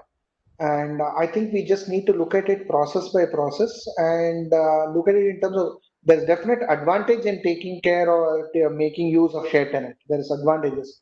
Just use it with the right process vertical. And at the same time, we don't need to over engineer some of them for the conveniences of it. That's probably how I would look at it. And it's probably, I would also say that these will also have to be looked at from an industry specific standpoint because certain aspects are more sensitive for some industries than other industries. So I think applicability needs to be well studied. Those should be criteria when you look at it and then make that informed decision. I agree. Absolutely. Happy to hear if someone wants to add on to that. Okay, sure. Maybe if I purposely try to pull in Kuldeep, do you want to add on to that from a industry or a service provider, that perspective? Sure. How do you handle that fear or that psychological element? Yeah, sure. Thank you. So I think one of the most important point is so when most of the organizations make up a decision whether to go it on the shared, so the biggest and critical element is what is the value of the data? So what are you trying to put onto the cloud, right? If it is a most critical assets, then probably you would like to sign up an SLA with the cloud provider so as to give a dedicated cage, right? He can give up a dedicated cage where you can basically deploy your own mechanics of maintaining a confidentiality of the data, right? But overall, when it comes onto the share, that most of the people today are basically addressing this by encrypting the data so that, even if tomorrow there is a compromise or someone was trying to pull out as an oversight to that data, they should not be able to make a meaningful information out of it. So the encryption today, some people are addressing this problem by deploying encryption, right? But from an industry perspective, because we see that a lot of people are moving towards the shared infrastructure. So what we are trying to, as an industry, what the need of the hour is how we can see a proactive state of security rather than a reactive state of security. Now, when I talked about proactive state of security, the proactive state of security is that how well can we define an environment separation, right? Not only between the DevOps or the production environment for that organization, but also how can it basically imbibe hybrid policy from an endpoint to network to application that can actually maintain its as a whole soul containerization, right, within its own security policy framework, right? I think there are a lot of innovations which are, precisely about to come in, and a few quarters we see a lot of innovations around that. And as I said, that cloud is basically we are still exploring the evolving IT threat landscape around the cloud. So that is why I think the most of the innovations today that most of the Silicon Valley companies are working around is only around that. So probably we as an industry are trying to basically identify and rectify this problem by putting out most innovative platforms which actually can state the proactive state of security. One thing I like to add, in fact, this question lies based on the maturity of your process and system, how you practice. So if your organizational process is not mature enough, then definitely you will be having more concern, particularly when you are doing sensitive assets or data and all those things. However, irrespective of sensitivity of data, you have to take care. So maturity, how your process, what is the mechanism, what is your alternate strategy in place. So all these things these are the prerequisite. And as you get mature, slowly all these fears go away. So there is no question of fear. It is the way you do it on a day in and day out basis. So it is totally depends on the maturity of the organization. Absolutely, sure. Thanks for that perspective, and it's great to see it's overwhelming to see that now the confidence in the cloud as a concept has really enhanced. I do recollect maybe few years back that was still a fairly skeptical element, but of course now with the things which on the both sides, be it from CSP perspective as well as the user organization, have become so mature and they do understand the elements around it. We do have last 7-8 minutes, and I wanted to take that opportunity if we have few questions from audience, and maybe I'll take help from either Deepak or Varunji if you're around. Do we have any questions from audience, or Deepak, if you want to ask on behalf of audience?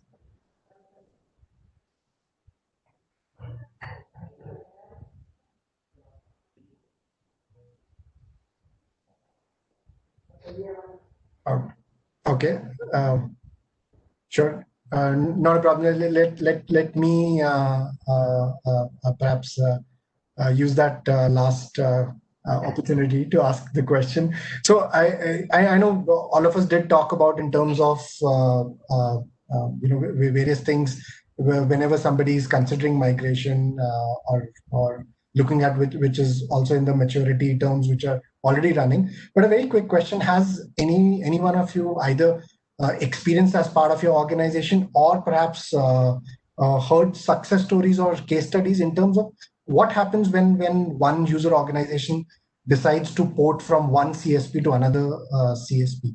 Because we do hear that's a little, if I may, I don't want to use the word complicated, but it's a little a tricky path or a journey. But if any of you have any views or thoughts around it, that a user organization moving from one cloud service provider to another.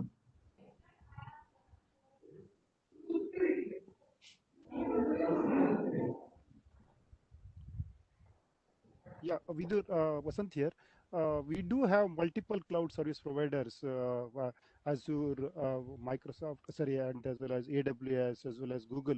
Earlier, we were dealing with Oracle and IBM also. So we do move containers, workloads between these cloud service providers as and when there is a requirement for customer, as well as what we see is the better placement as well as risk profiling. Based on that, we do move. I think the most important consideration here is to ensure that end-to-end security and privacy is maintained before the movement. Is the configuring it A to Z, testing it before going live, and ensuring that all the precautions are taken before the movement and migration. That this is the key point. That after the going live and then fixing it up, all these all reactive approach, and the proactive approach is have a plan to ensure that all the things are in place, test it, and then go live on with that is the proactive approach we adopt, and that's what we recommend to all our customers also. So this is very important from the cloud security and privacy framework perspective. Whatever you want to move, do it with a plan, the change plan, end to end, execute it to the minute detail, and then you will be able to succeed. To migrate as per the time and as per the plan, whatever you have.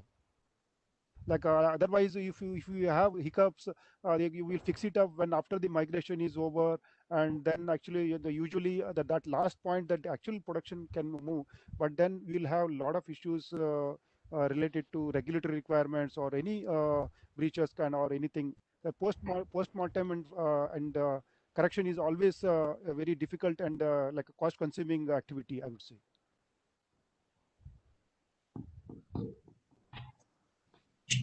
In addition to this one line, you must take care of your agreement when you are doing agreement with any vendors. So that you do consider if you have to change the vendor, then what will do. So educate, that is a term and conditions and all those things that must be taken when you are finalizing any vendors. Yeah, service level agreements and operation level agreement, definitely as a service management, definitely we should have all this in agreement place. And then whatever the configurations you are setting it up, it has to be replicated and moved to the new service provider. holistically. Yeah. Sure. Thanks for that sharing that perspective. In fact, I can see one question from audience. Maybe just we can pick up quickly the as a last question.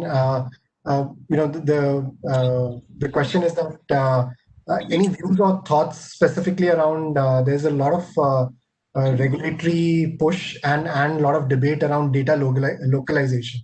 So when we talk of data localization vis-a-vis the adoption of cloud, right now, of course, BFI sector, there is already a very clear mandate, but even in our proposed data protection bill, that's one of the areas which are being touched. So how do you maintain a balance with that element coming in? Any thoughts? Yeah. If we are going ahead with the roadmap to revive the Indian economy, so the different sessions we have planned, we have thought that we can have sessions where we can get the perspective input from industry, what work needs to be done to revive the particular sector or particular session or overall economy. This one good idea, and what can be done is a program. The councils can prepare a paper, and then we can have a get together. Sorry, if I don't want a free for all meeting because that's a waste of time. What I want is a consensus by the council or some paper. I think maybe if I request people who are not talking to go on mute, I think. Yeah. So, okay, sorry. Happy to hear any views from our panelists around I the can take it up. Yes. Sure. I think there is a new data protection bill which is coming up, which is in Parliament. This personal data protection bill. It is going to be acted very soon. I think it is in advanced stage. What I hear, and they have defined very clearly that the third element of it, the personal data, the sensitive data, and the critical data. That the third category, which is called critical data, which is the national data of the organizations, the citizens, the defense data, for the purpose of India, the defense and all this. It is defined in critical data and all the financial data of the citizens is also classified as critical data, and it has to be in India. Is what I think is the bill is proposing. Is what I hear from our partners from EY, KPMG, Deloitte, and all the big four companies. And the cloud service providers also are adapting to this new requirement. I think Azure, AWS, and even Google, they are moving their cloud environments within India to face this critical requirement, critical data movement. And a lot of, I think I'm residing in Mumbai, and what I hear, the Mumbai has beaten every city in the East India to host all the data centers and the cloud in the last 1 year than any other time before. There are a lot of new cloud service providers and data centers have sprung up within no time, they're taking up all this load of data localization within India. And I think the new gateways of WhatsApp, as well as I think Paytm and other things, they also mentioned that data should be in India as far as payment gateways are necessary. So that regulatory RBI and all other service provider, like the regulatory bodies, they will be able to monitor, and if there are any issues, they can regulate it and handle that. That was the purpose behind this requirement. And I think the industry and all the stakeholders are in, they're moving towards that, adapting to this new requirement. And I think this is a good sign in the development as far as this ecosystem is being developed is concerned. If you're looking at digital economy and with data being, the key driver, I think aspects around localization are very fair to have, irrespective of the type of data, so that the corresponding governance is there. And furthermore, I think if you look at it particularly from an Indian economy standpoint, I think this aspect helps all the Indian industries who are going to the cloud to have that corresponding economies of scale as it relates to the payment ability in the Indian currency for such like services, and not getting bogged down by differential currency values, which sometimes become a deterrent. So I think in that aspect, the Indian industry as a consumer industry stands to gain.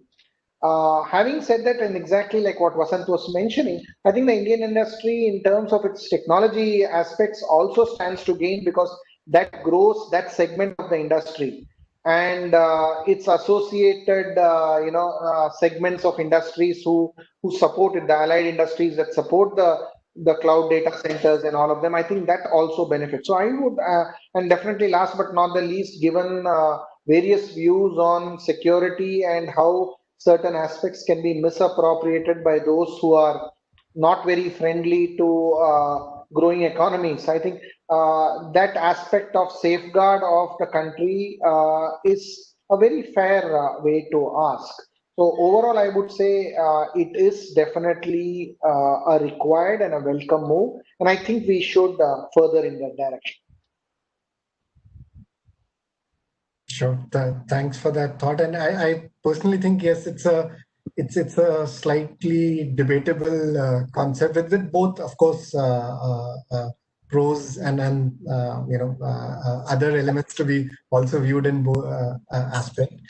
But with that, let me take this opportunity. In fact, I just thought of sharing, today in this panel, we had such an interesting set of panelists, but we could not see a lot of gender diversity. And I must compliment that now ASSOCHAM had thought of very clearly organizing a set of focused initiative in terms of acknowledging and recognizing our women colleagues, our women friends who are specifically working in cybersecurity domain. In the near future, we'll hear from ASSOCHAM on those pieces. With that, I think let me take this opportunity to thank Mr. Narendranath. So I think he got dropped off. Mr. Uppal sir, Mr. Arvind, Mr. Vasant, Mr. Gaurav, Ramanand, and Kuldeep. And then a very big thank you to ASSOCHAM, Varun, and Deepak. Over to you, Deepak and Thank you. I hope I'm audible, Varun, right? Yes, you are, please. I mean, extremely seeing Vidur, the points which you brought up to the panel and hearing all the distinguished guests. It won't be a justice to summarize everything, but I can reiterate on how things have been presented by the panel.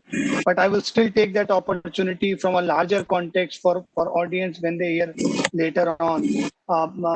And being one of these cloud service providers, while I hear from Himanshu, it's a half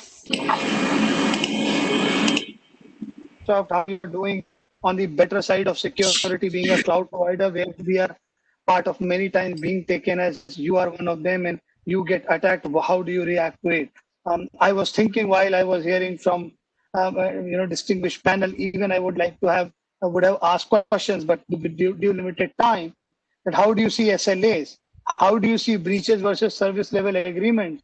How do you see the contractual obligations getting changed when these new things have come up? How do we actually talk about business continuity, Vidur, where we have never seen a continuity more than 10 days, 15 days? We never thought a BCPI, largest of the organization, they say whatever best we can tell on paper, we have never actually ever realized that I am going to be in an ocean for 1 month. So I never prepared for food. I never prepared for survival. So it is not about how good I am, how big I am, right? So with those things, things have been changing. I can tell you from a Microsoft representative that how we feel the resilience have to be built up, and what I saw today during the panel conversation, it is not only about a breach and how you create a planning, it is also about end-to-end. Have we looked more than 30 days, 90 days, or a longer term plan? So we need to think work from home is not temporary. It's not about people of 20-30% of the company's employee will remain work from home throughout the future. That's not the case. The case is how they are going to work. Are they going to be permanently resilient? Are they going to be always being combat to the attacks which they are getting into? And the industry going to create some new infrastructure for us, right? It's not about the table and chair which we are creating and being physically well, standing there. There is somebody who's 24/7 hitting those tables and chairs virtually on the attacks, which we are not able to cater. So many, many new things have been, we are seeing it. There is something called COVID-themed based attacks on the government websites, PM funds being attacked. 9,000 plus, attacks happened on the government's seeking in mind so that we can, steal the information. And I have written in my LinkedIn update in the morning thinking what caption I should use. I have written it is not about financial losses. This is very, very real, which we also, it is a brand, it is a relationship, which I miss as Microsoft if I miss your organization keeping the data safe. You will not ask whether it is Microsoft, Amazon, Google, we all as a partner community, whosoever is doing it, you will ask that I have left that the breach. And behind that, there can be 100 million, financial loss. And then, breaching based on GDPR, breaching based on the rightly mentioned PDP bill or NPD and other things which are going to shortfall. And that is why I personally feel we also should be bounded by such, security technologies or regulations. We all should be bound with it and obliged to get those things done. Indeed, with that opportunity, bringing some add-on things, then to repeat what Vidur has gone through the panel. Vidur, thank you. Thank you for moderating that with the team. Thank you to esteemed, my panel who has been part of these discussions overall.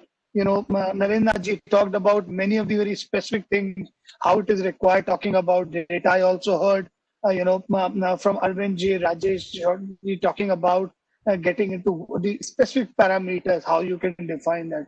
Culture is also one of the important part, which keep hearing in between, getting into things and how we can build that up. Kuldeep brought up some point, the way we all as an organization are trying to scale up. Himanshu has been petting a very, very nice, vocally settling down how things can be.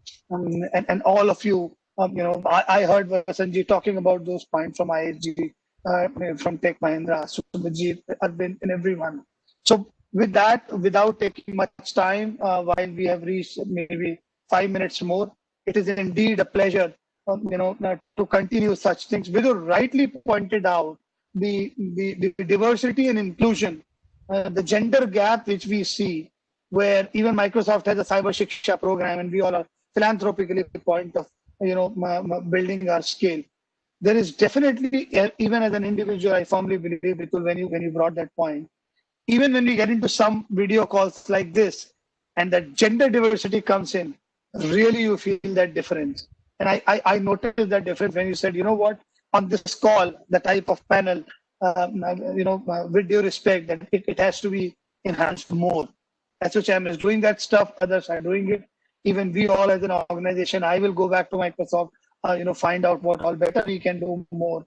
But this is very, very important before we conclude. Thank you everyone for being there today. I wish you all the best, and we will have similar conversation. Stay safe, stay secure, stay hygiene. Take care. Thank you. Thank you all. Thank you. Have a good evening.